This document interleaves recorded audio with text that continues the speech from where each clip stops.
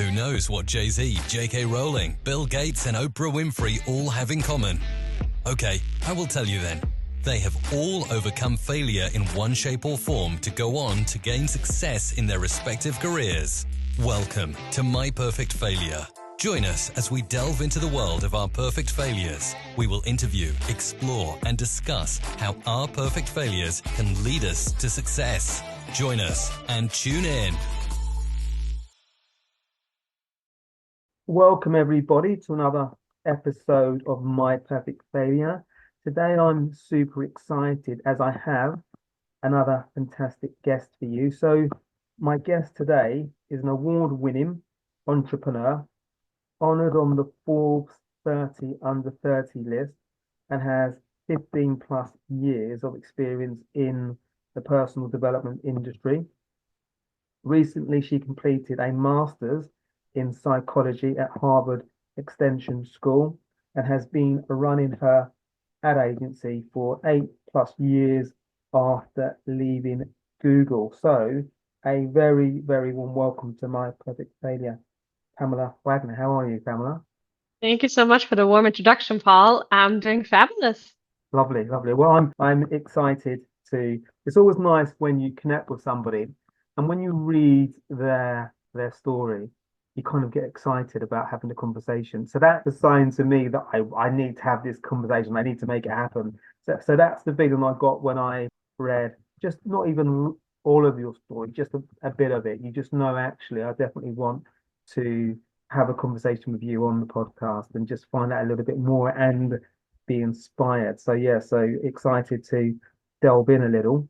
So I thought a good place to start would be Google, because actually, can I change that actually? So your accent, where's your, because I've listened to a few of your conversations, stroke interviews, and you mentioned you're in Austria. Before you hit the record button, you mentioned that you're in Austria, but then I was thinking, I wonder if she's actually from Austria. So I'll let you answer the question. Yes. So I think I get that question on a daily basis, and I Really? understand why. So I grew up in Austria, so Austrian parents, Austrian grandparents, only Okay. speaking German, right? Yeah. So while I had a little bit of English in kindergarten, I didn't have any in primary school, and then only again in secondary school. And once I got to high school, I was actually about to fail English Yeah. because I was trying to speak English with German grammar, which doesn't work. Yeah. And so what I then started doing is, I mean, I had an amazing teacher, which I'm still so thankful for today. But I started listening to like CNN and watching that and literally speaking after people as I saw them talking. All right. All right. And I also sometimes, quote listening to music like Eminem Mm. to, have helped me with understanding more of like English structure and grammar. And so I've had this accent. I've lived in different English speaking countries. And so what happens is that it typically adjusts. So I lived, for example, for almost a year in Ireland. And then after that, I went to New York. And then people in New York asked me if I was Irish. And I hadn't noticed it. I hadn't noticed that I picked up this accent. And sometimes it still comes through for some people. I just heard it then a little bit. Yeah. So I think it's just a matter of me. Like I just try to adjust and fit in, but I don't do it consciously. So yeah. Okay, cool. So like I was born and raised in England. My brother was lived part of his life in Barbados. So when we go back to Barbados together, I was like it. So when he came over or sort of lived in England more permanently, so like he would start so when he started to use English slang or dialect, that was always funny. But when he goes back to Barbados, having lived in England for years and years and years, he goes back and then he can just slip back straight into the dialects that people understand. And there might be a few phrases that he might use that people might be thinking, okay, something like, well, we say mate a lot in England. You know, because you lived in Dublin, but probably that wasn't a word that you probably would use readily in Barbados. So it's these little subtle things. So when you go back to Barbados and you use that, it's you can tell that someone's potentially been overseas for a while. In America, Yeah. it's a different word. It's like especially for me, like with friends from like Nigeria, Jamaica that make these switches. I Yeah, notice it, and what's funny is they tend to switch back into like their original English when they're angry, yeah, which is yeah, really funny yeah, because like they're in London and our yeah, British English sounds very posh, right? And suddenly they get angry and you notice that switch back like yeah, you yeah. know it's That's when you hilarious. know somebody's angry when they go back to Yeah. their more established dialect. Yeah. Okay. Okay. Cool.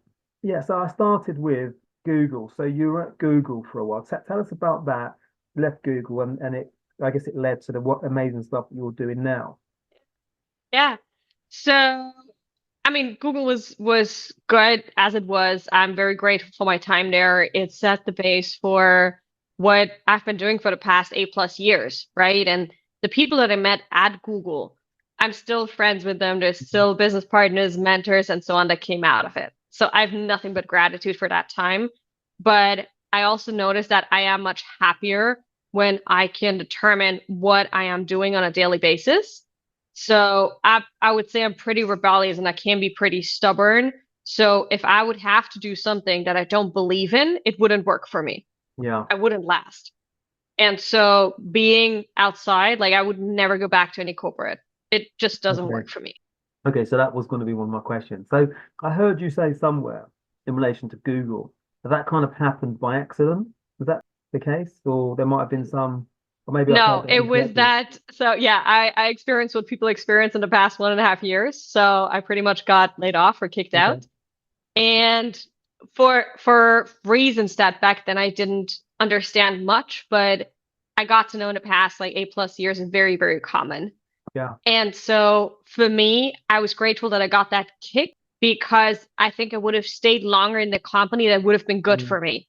mm. And it forced me to look into an opportunity like entrepreneurship and founding my own business at like an early age of 23 that otherwise it would have probably taken many more years to Yeah. take. So I would have suffered longer than I should have. Yeah, that's an interesting quandary, isn't it? Because sometimes when things happen, like we get laid off or there's a restructure in a business and things happen, it can be uncomfortable, but it forces us to ask questions that we deep down we might even think, actually, I need to ask myself that question anyway, but it's easy to put it off when if I'm not totally rammed into making or to maybe asking that question, then we think, well, I'll just put it to a side. And when these things do happen, I guess it might feel uncomfortable, but it really gets us to focus and really lean into what's important.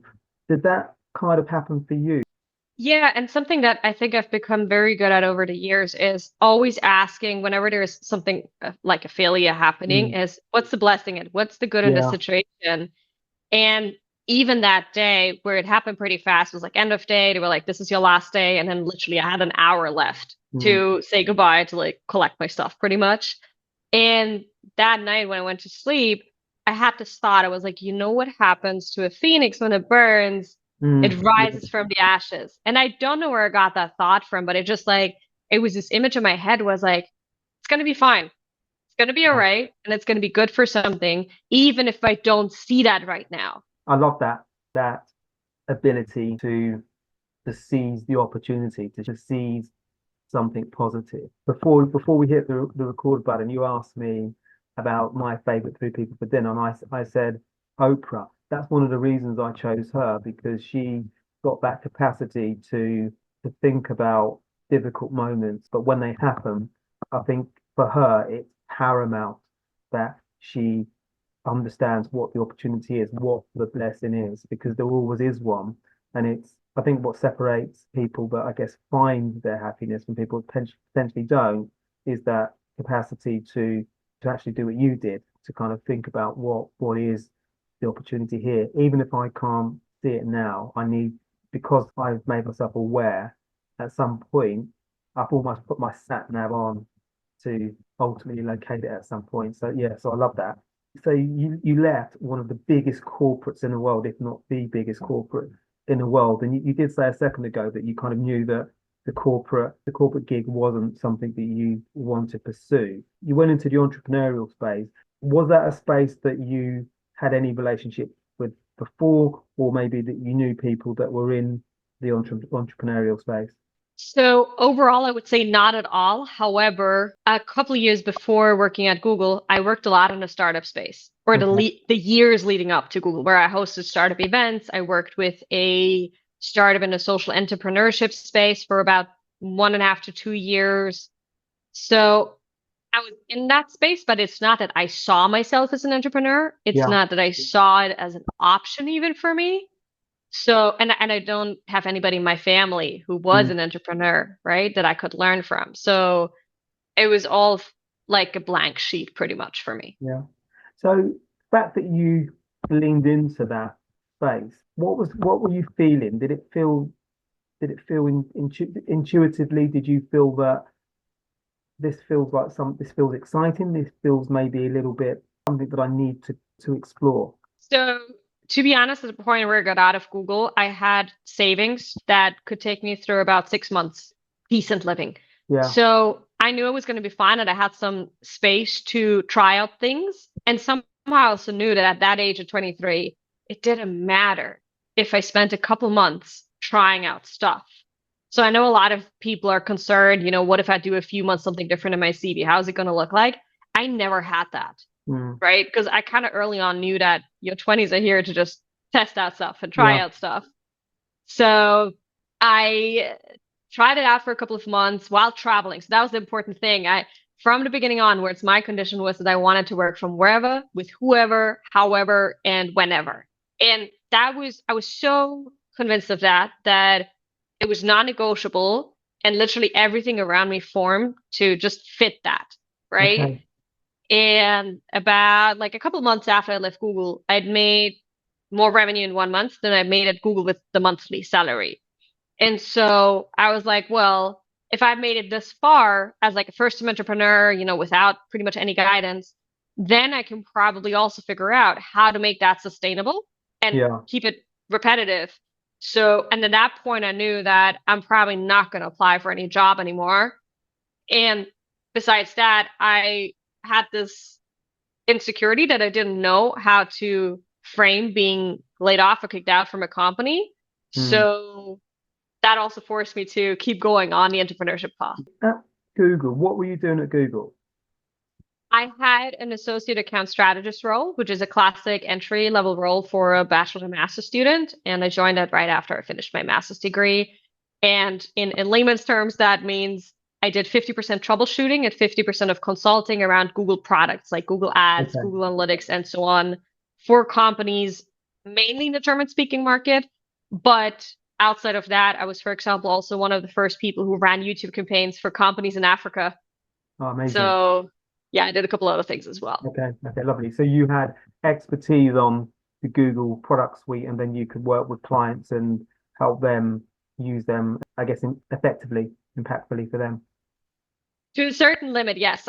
To be honest, like how to use them effectively is something I only learned once I'd left the company because most interactions with companies while I worked at Google were very short. Yeah. And when I left the company, then I really started working with companies over weeks or months.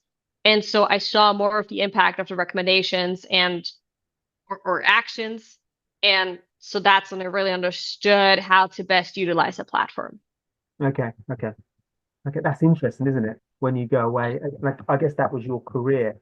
So you I guess honing your skills and developing your skills and evolving because you were servicing clients. And whenever we do something, particularly consistently, our comfort level, our knowledge base just grows.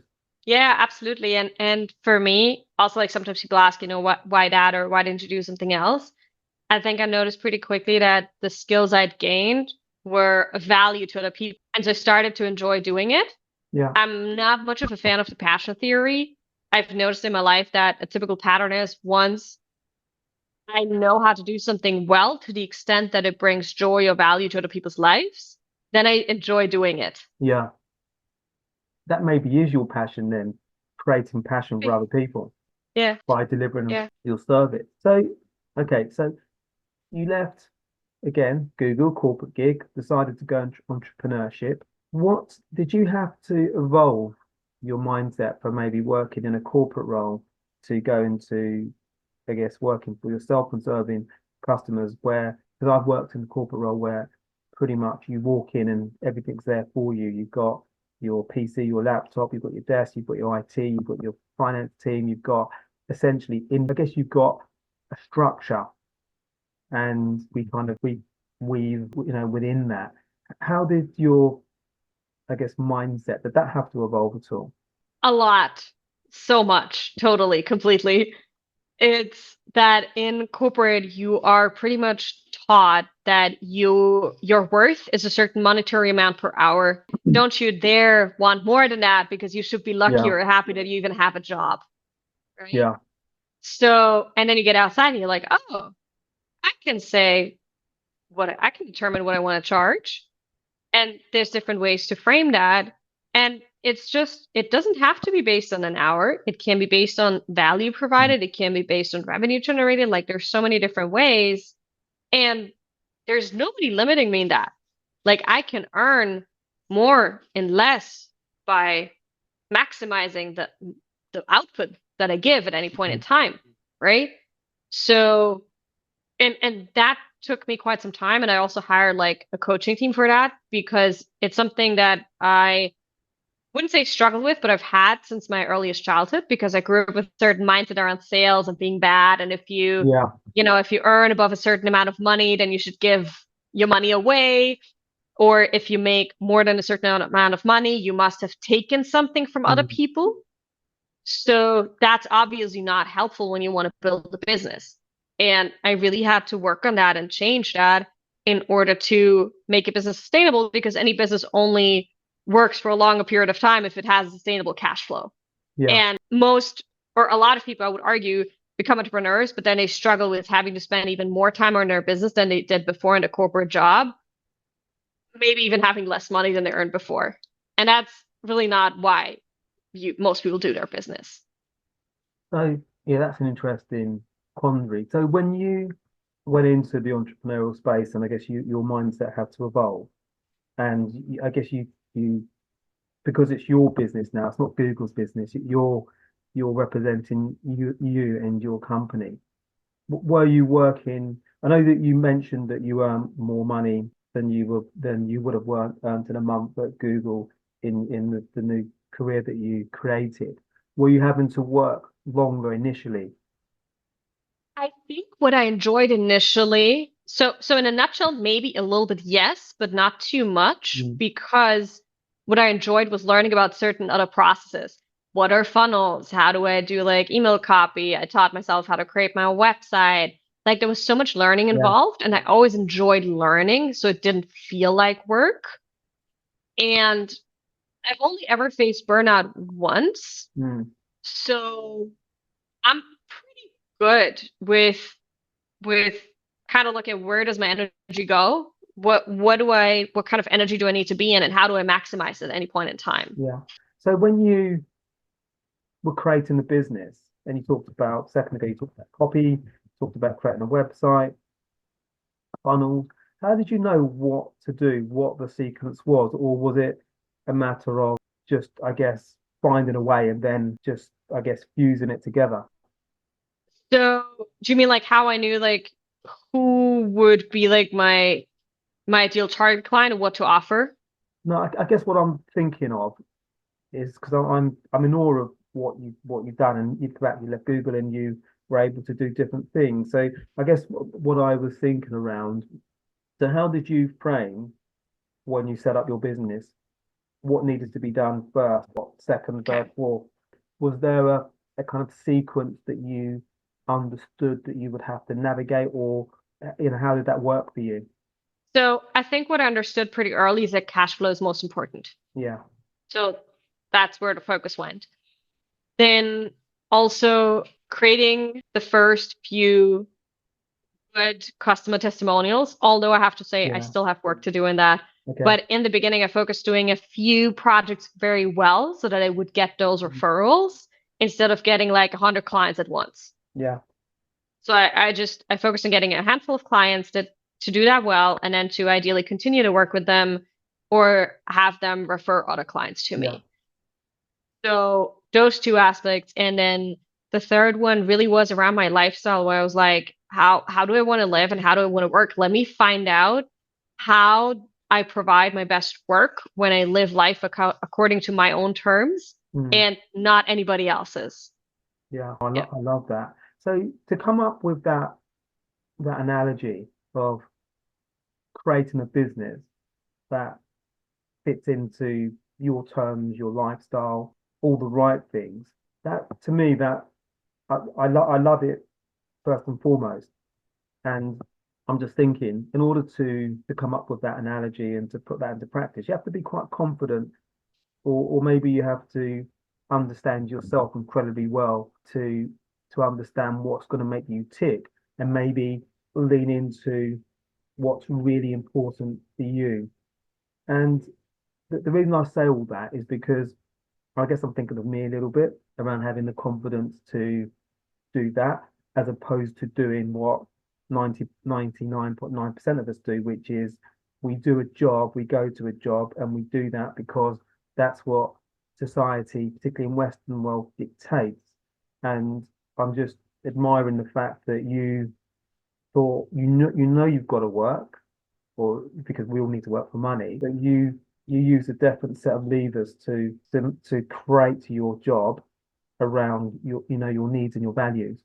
Yeah, and I'm currently working with a client where she's in the process of leaving a company and the corporate world. And after 25 years, like I've asked her to imagine like what do you actually want your life to look like outside of Yeah, corporate? And she's like, I don't know. Like most people don't know because they've never genuinely asked themselves, because that they didn't feel like that was ever an option yeah, even, yeah, right?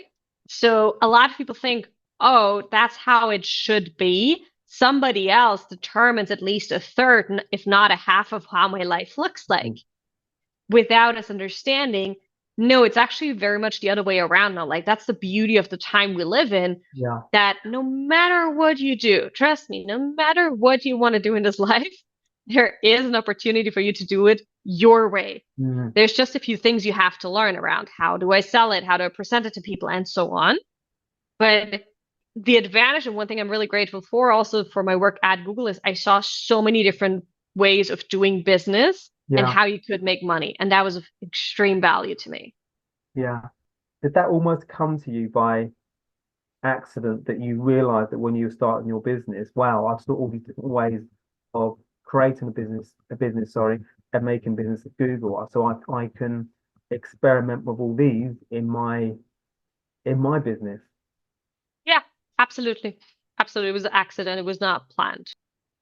So I mentioned in the bio that you won an award, Forbes 30 under 30, or you were one of that Forbes 30 under 30. So to go from leaving Google to finding or creating a business for yourself, and then being one of Forbes 30 under 30, is a massive endorsement in terms of your journey, a recognition for what you've done.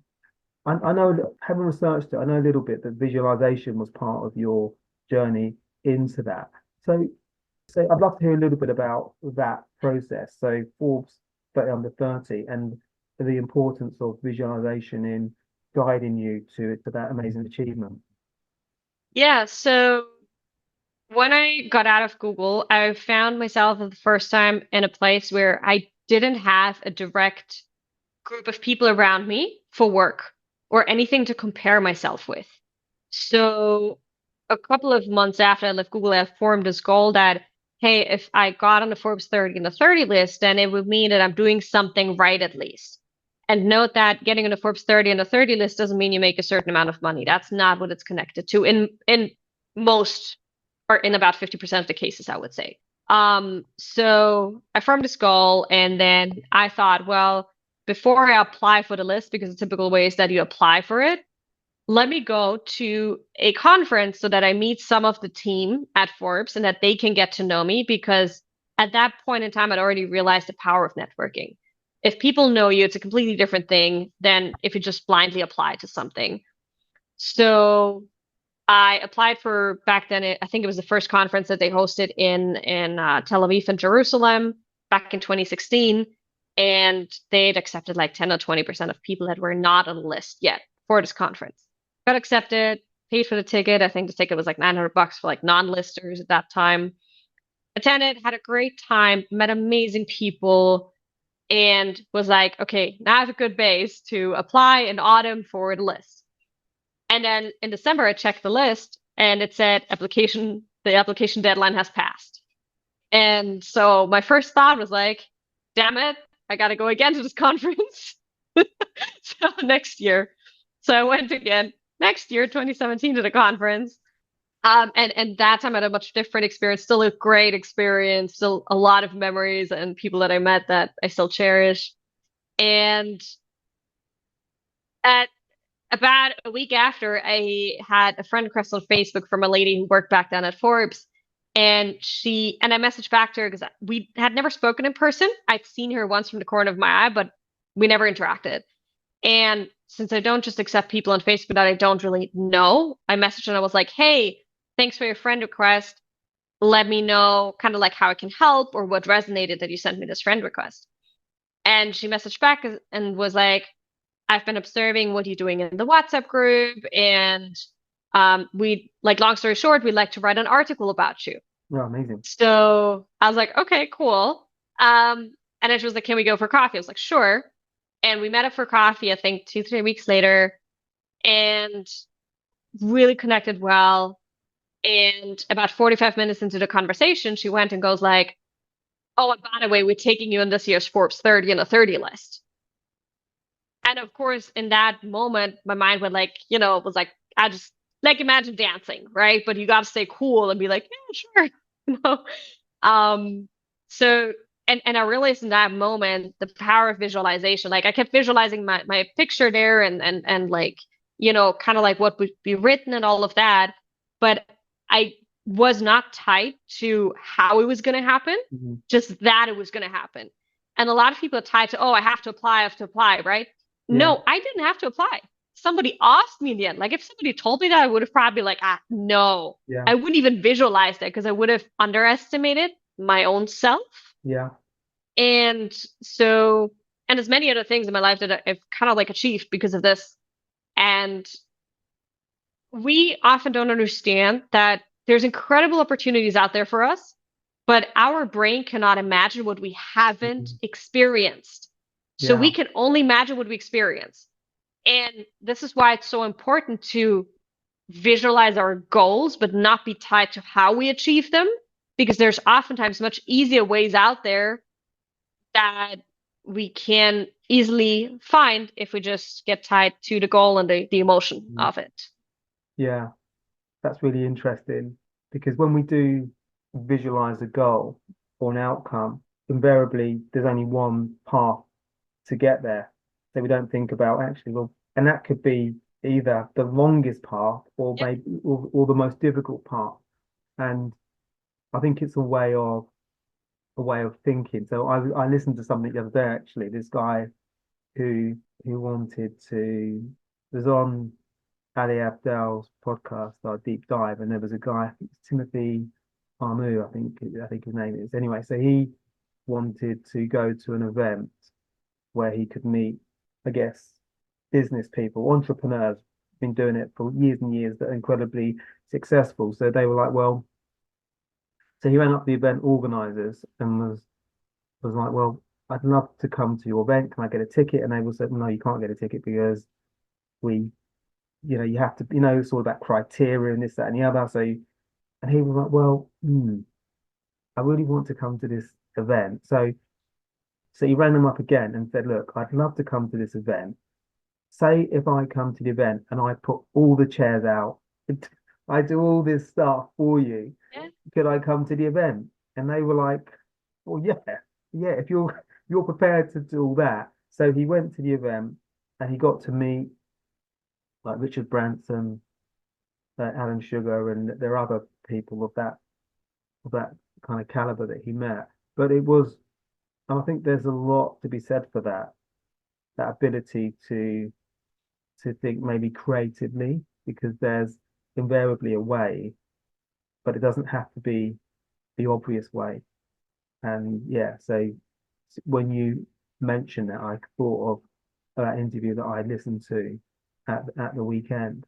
So to achieve Forbes 30 under 30, that must have really, I guess, impact confidence. That must have, I imagine that must have been raised, and I guess a huge validation for what you've been doing. But did it also open up networks for you, just in terms of, I guess, a broader group of people to connect with?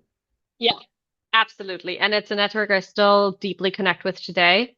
There is so many amazing people that I've met through that, so Yeah, many amazing opportunities that come up from that. yeah, So I'm grateful for it. And I've had been like two of my students got on the list so far. I've recommended other people. So I tend to use that. Same with like Google. Like I've helped people get jobs at Google through my connections. And so I think that's what I enjoy most, is that I can really use these accolades yeah, to drive people's attention towards causes that I believe in, so to yeah, speak. yeah. And so, just in terms of you and your and what you do, I've listened to some of your content. You work, I know that you're in Austria now, but I know that you've worked with clients in Africa and in different places. So do you get to work pretty much where you want? Yeah, absolutely. Absolutely. And I also use that to, for example, host workshops in a lot of different countries.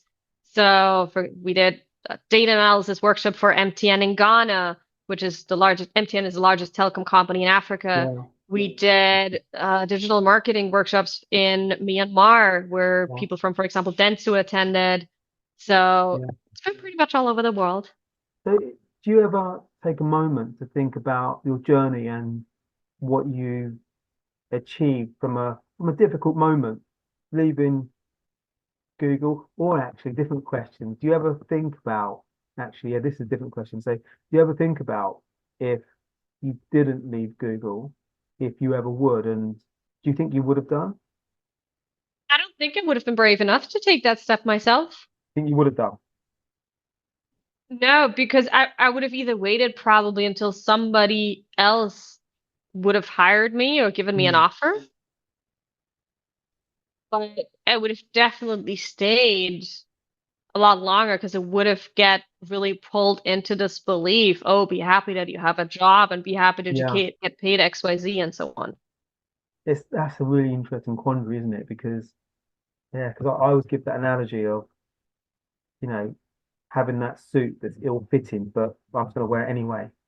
And it doesn't have to be work, but I guess we're talking about work. We use it as an analogy, but it does make you think about, sometimes in order for us to make that change, sometimes we need, or not need, but we wait for these scenarios to happen without. Yeah, which is yeah, sorry. No, no, no, no, carry on. It's quite natural because our brain is afraid of change, Yeah. right? So it's going to avoid it's going to do everything to avoid us taking that change. And so it's going to keep us in what we know because it thinks this is much safer. Mm, And in order for us to change that, we have to take an active part in training our brain towards the mm, positive. There is no way around it, right? But a lot of people only get there once they have really suffered or yeah, experienced something bad. So unless you take an active role and probably watch a whole lot of personal development videos and listen to a whole lot of personal development podcasts, there is really often no other way around it. yeah. So would you have any advice, or any, I guess advice is the best word, for people that are either watching or listening to this, and maybe they're in a role at the moment where it doesn't feel, I guess, like that ill-fitting suit analogy. So if you, and maybe there's no redundancy on the table or anything like that, but maybe they know deep down that they might want to explore entrepreneurship or something else. Are there steps that they can take to explore that? Is it visualization? Is it some form of action? Is it maybe looking at a business coach? Do you have any advice? So, first of all, I always advise people to take a look at their health. And most likely, when people are unhappy with their job, there is some sort of manifestation of that in their health. Yeah. So they're having issues with their stomach, they're having issues with the back, and so on. And then I would start working on that. So I look at where does it actually come from, right? Is it that I easily get annoyed by my colleagues? Is it that my boss gave me a new job that I didn't agree to? Is it that I have to work so much that I barely see my family? What is it currently costing me staying in this job? And I would literally put a number towards that. For some people, that might be the amount of money they spend on pain medication, the amount of like that they have to go every week to a massage just to kind of be able to properly sit, right? And then I look at, well, what if this changed? What if you made the same amount of money, even more, by doing what you love, being able to save on the other stuff, right? And then what would you do with that money, right? And some people know, oh, I would send my kids to a private school, or I would take another holiday and XYZ. So I would literally do this thought experiment, which we could call a visualization as well, and be like, what would you actually do? And if you feel like in the first moment you would say, oh, I don't know, sit with it. Sit with it. This is your life. Like, you're probably at a point where you deserve to live a life that's fun for you and good for you. Because any hour, any day, any month that you spend more on stress literally shortens your life. Yeah. So earlier, like hundreds of thousands of years ago, our brain detected stress because it helped us live longer. It saved us from danger.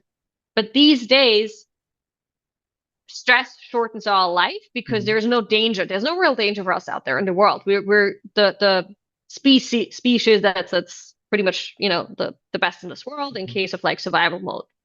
We don't have any enemies, so to speak. And so these days, we need to reprogram our brain.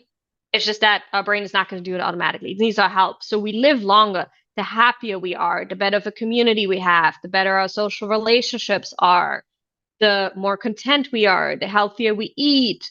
So we have to take an active role. It's not going to happen by itself. And other than that, like just look at deathbed regrets, right? If you need a motivation, look at that and ask yourself 10, 20 years from now, if I look back now, would I regret anything? Yeah. And I think that's one key thing that probably has worked always for me is I always ask myself, not always, but I look at things, or if I need to make a decision, would I regret not doing or doing XYZ? Yeah. Okay. That's a very, very easy decision at that moment then. Okay. Which is a good question to ask ourselves, because it's always going to lead to an answer. And I think intuitively we know we can. I think intuitively, I think we can be honest with ourselves, and we can know if we're going to regret something if we don't do it, or if we continue to do something. So are you quite intentional with your, I don't know, with life moves, with career moves? Is that, Yes. Okay. Yeah. And that might be another tip even for people who are in this position right now. A lot of people tend to first look towards fear. Oh, if I left my job, it would be I would be insecure because I don't know if I'm going to get money, if, I'm going to be happy and so on. So instead of looking at fear, I look at the positive what if. Let me look for positive examples of people who left their job and created a business. Yeah. Let me look for positive examples of moms who left their job and created a business. I would start listening to podcasts which foster that. I would start reaching out to people in my network who live that. I would start following people, on Facebook or Instagram or anywhere that literally do what I'm doing. Because you got to imagine, like, no matter what you're trying to do, somebody has done it before. And probably many, many people have done it before. It's just that you haven't had these examples around, which is why you're scared. But you got to surround yourself with what you're trying to achieve. And then you'll see it's possible. And seeing that it's possible will also create the belief in you that you can do it yourself. Yeah. I love that analogy, because from a personal experience, when I think about doing something that I haven't done before, I get this rush of adrenaline. And that's positive. So that means there's some level of excitement there, and that's a good sign that maybe it's something I should explore. But then maybe 5 minutes later, I get this tap on the shoulder, which is the doubt saying, hmm. And the doubt is giving me reasons not to move forward with this, whatever has given me the adrenaline. It's telling me that, you don't have any previous experience of that. You do you know anybody in that industry? Or so it's given me the doubts. And very often, historically today, not 100%, but some of those ideas, I can't remember what they are, a lot of them now, but some of those just haven't gone anywhere. So I love your idea of when you have, when me or anybody has that adrenaline rush, or we feel something intuitively that we want to explore even before the doubt kicks in, maybe we write a note down to listen to somebody find somebody on the internet that's done that, or we can listen to a podcast, or we can find something on YouTube, or we can do things that really support whatever gave us that adrenaline.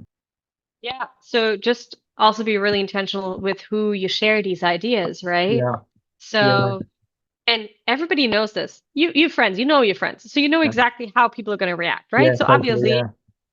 share your ideas with Mm, friends that support it. And sometimes that might require that you change your social mm, circle a little bit, yeah, right? totally, yeah. But Really good idea. yeah, again, the beauty of this world is that there's a community for everybody and Mm, everyone. yeah. Again, I think that's really good advice as well.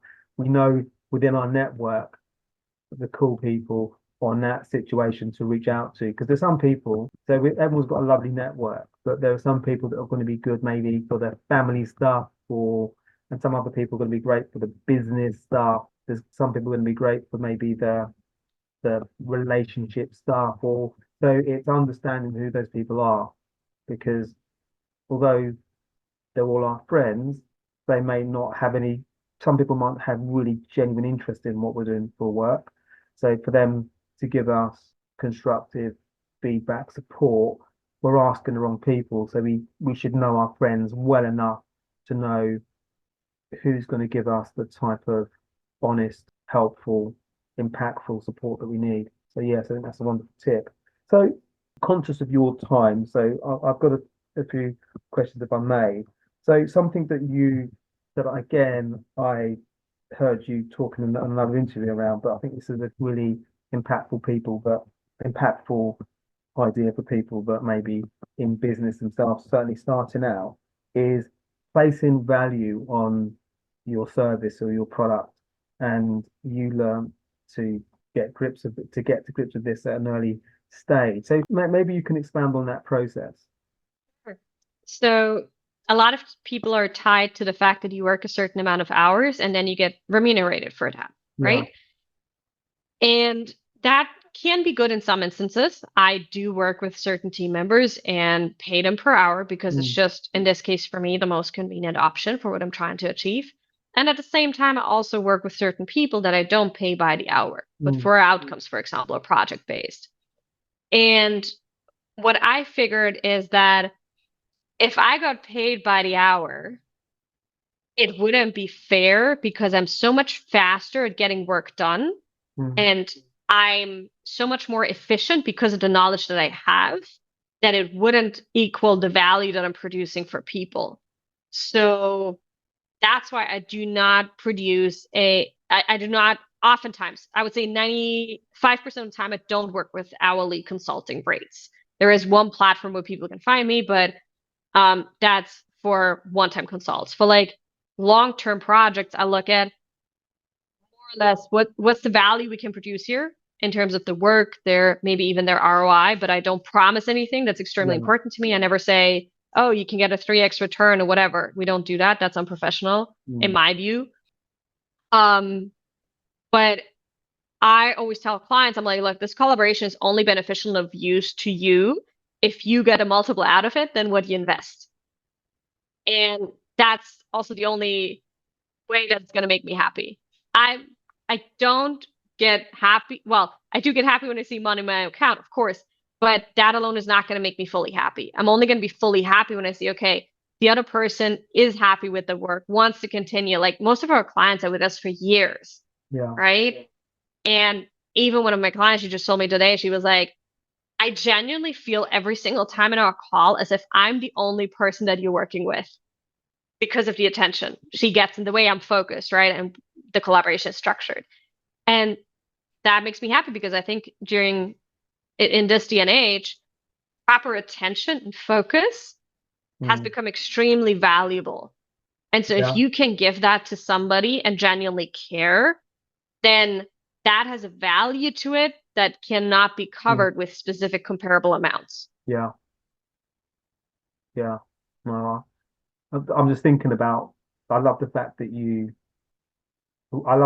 what your client said it to you. I'm thinking around how you get to that point where the client can say that to you. So I'm hoping that you probably love what you do. You probably love delivering wonderful, I guess, customer service to your clients. It's probably very important to you. And you clearly get immersed in your work. And I think clients feel that, they see that. I think that's important. I've written down here that 85% of your business comes from referrals. So clearly you've got, which is a massive testament to you and your business, the fact that you've got people that, or clients that refer you. That's massive. That's kind of like the holy grail for any business, regardless of size.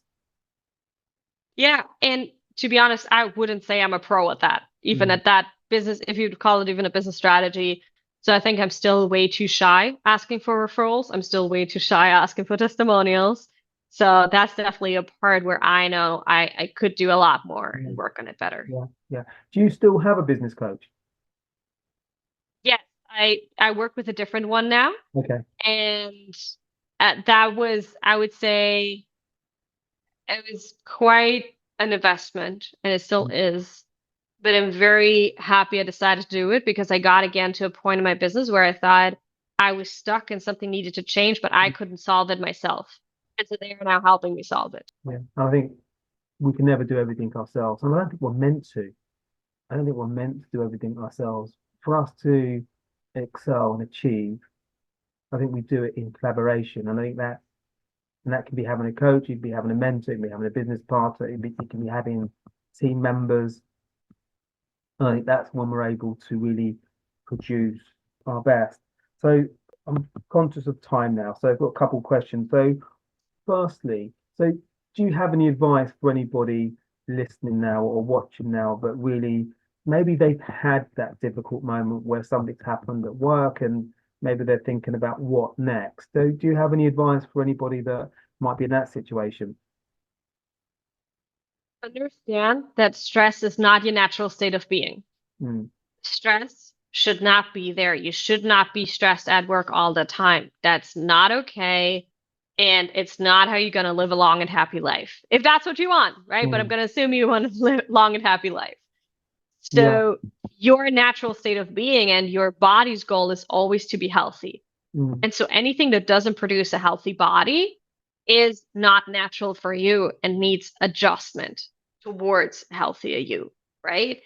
And what that means for every person is different. You have to figure that out. And that's part of your job in this life, to figure it out, right? You're going to find a lot of answers in your childhood, for example, what made you happy back then. You will also find answers to that in the run of your day. Look at what makes you happy, what energizes you, right? Is it for some people that, for example, work in high stress jobs, they often tend to go a completely other way. Like they end up working with kids, they end up working as a massage therapist, and so on. And that's okay because you can only do good work if you are happy doing what you're doing. If you do stressed work, you can never perform well. And there's tons of studies for that, but the one I tend to give people usually is that if you're stressed out and you work out, you're going to have 30% less results of less muscle growth because you're stressed out.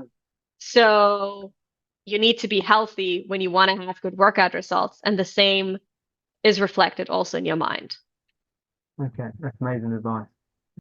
So if people want to, maybe they're keen to find out more about your business, maybe they might want to explore working with you, or maybe they want to refer somebody to you, where's the best place for people to find you or reach out or try and connect? Sure. Thank you for asking. So typically LinkedIn can be, just make sure you please include a message on LinkedIn because I Yeah, get tons of requests. yeah. And the other option would be directly going to the website, which is Yeah. Ajala digital.com. So Oh, AJALA digital.com. okay, so And there you're fabulous. going to So find a free training and you can connect. amazing. So I get all those details and we'll put those in the show notes. And I love, so when I get an email, when we email, I love hustle less and live more. Yeah. Yes. I love that. That's That's like, that's a new venture. Yeah. yeah, I love that because do you want to talk about that a little bit?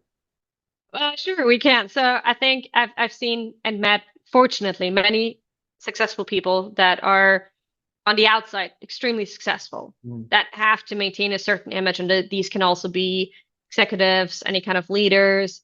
But what I've seen in 99% of the cases is that they have broken relationships, their mm, health is not good, and they are just so caught up in this hustle hard story that they completely forgot that there's a life available outside for them yeah, where they can do whatever they want to mm, do while being happy.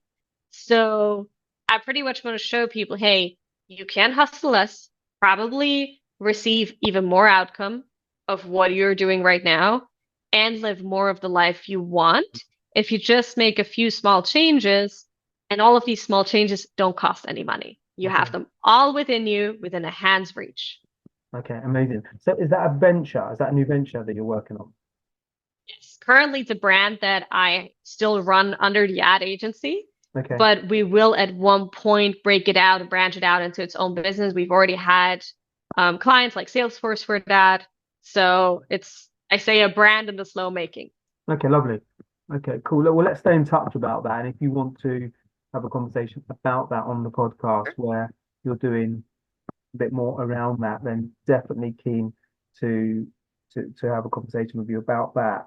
And so the last question is a recurring question. So that is, if you could invite three inspirational people for dinner, they could be alive or past. Who would you invite?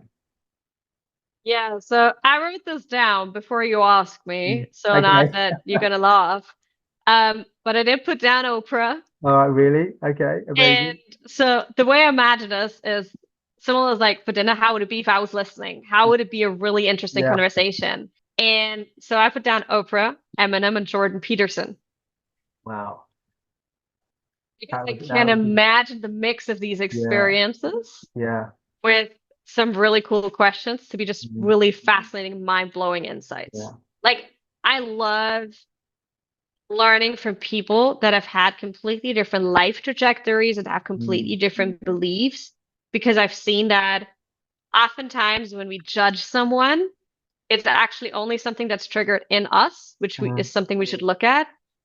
But if we talk with that person, we find more common ground than we believe, and the world yeah. becomes a much more peaceful place. Yeah. That's so true. I think our mind takes us to so many random places and we form opinions without actually meeting people. And when we meet people, it's like funny. Sometimes I don't know if you've ever done this where I, for years, I've had conversations with clients on the phone and, cordial, relationships, but you form an opinion. And it's not necessarily a bad opinion, but you just form an opinion about what that person's like. But when you actually go meet them, they're very different from that person that I've formed in my head. And so I guess you learn lessons there that you kind of have to keep in your head that don't form opinions, just enjoy the relationship. And when you meet, then we can gauge what the relationship needs to be like. But I think sometimes certainly in my experience, you form an opinion and invariably I'm always pleasantly surprised. Not always, but the majority of the time I am pleasantly surprised. Pamela, I loved meeting you. That I was excited to meet you and have this conversation. Love what you're doing. Really keen to learn about the next chapter of your career and development and your impact on the world. So thank you so much. Likewise, thank you. You did an amazing research as well, and I love the questions and the conversation. Well, thank you so much, and hopefully we can do that again. So thank you everybody for tuning into this episode of My Perfect Failure. If you're watching on YouTube, please do hit the subscribe button. We're always keen well, not always, we're keen to grow the channel. So anyone that can subscribe, that really will help us achieve that objective. And your feedback is most welcome. So we're keen to hear about the things you like and equally the things you don't like. And if you know anybody that is looking to take their career to the next level, then please do share this episode and share Pamela's details. You can find me at paul@myperfectfailure.com, or you can find me at the website. So take care for now. Bye. Thanks for listening to My Perfect Failure podcast. Be sure to visit www.myperfectfailure.com to join the conversation. Subscribe to our podcast on iTunes or Google Play. Look out for our next episode.